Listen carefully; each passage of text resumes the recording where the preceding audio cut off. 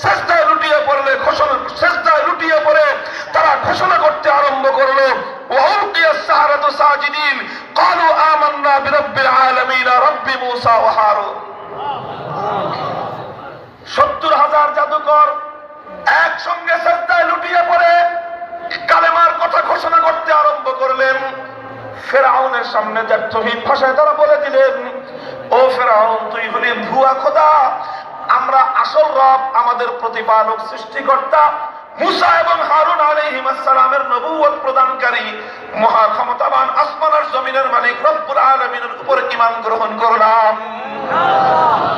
ফেরাউন বলল, আমানতুম লাহু ক্বাবলা আন আযানা লাকুম ইন্না হাযা লামাকরুম মাকারতুমুহু ফিল মাদিনাহ লিতুখরিজু মিনহা আহলাহা ফাসাউফা তা'লামুন। ফেরাউন